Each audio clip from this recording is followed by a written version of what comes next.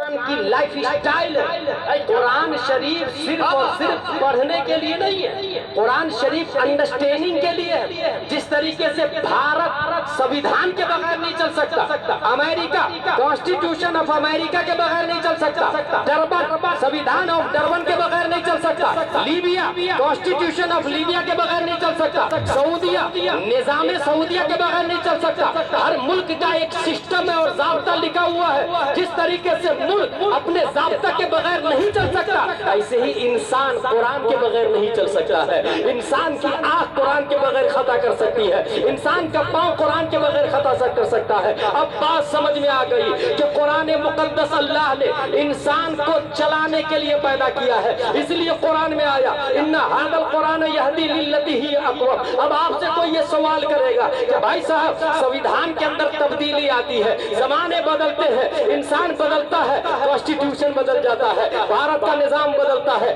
دنیا کا سسٹم بدلتا ہے، وہ فلیکسیبل نظام ہے، لچک والا نظام ہے، سب کے اندر تبدیلی ہوتی ہے، تو قرآن شریف کے اندر بھی تبدیلی ہونی چاہیے۔ تو اس کا جواب یہ ہے، سنیں دنیا کے جتنے سسٹم ہیں سب انسان نے لکھا، انسان، اور انسان کے سامنے ماضی ہے، انسان کے سامنے حال ہے، انسان کے سامنے مستقبل ہے۔ انسان کے لیے زمانے کے تین قسمیں ہیں، پاسٹ، پریزنٹ، فیوچر۔ پاسٹ دیکھا نہیں ہے، پریزنٹ میں ہے، فیوچر آنے والا آیا نہیں ہے۔ پریزنٹ میں وہ قانون لکھتا ہے، پاسٹ گزر چکا ہے، ایسا قانون بناتا جس سے فیوچر میں کوئی گڑبڑی نہ ہو، کوئی غلطیاں نہ ہو۔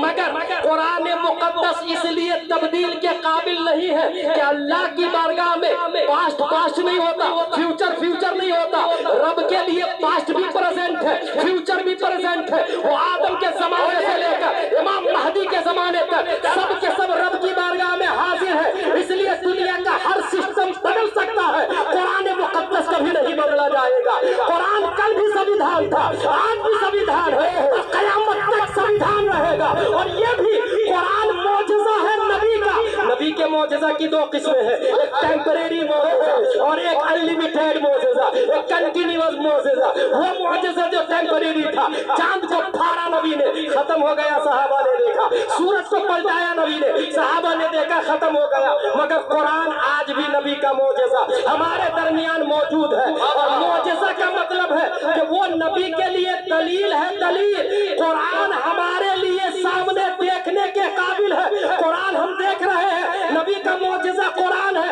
یہ اس بات کی دلیل ہے کہ جب تک قرآن رہے گا نبی ہمارے لیے رسول رہیں گے، اور جب تک قرآن رہے گا نبی زندہ رہیں گے۔ اس لیے الحمدللہ ہمارے لیے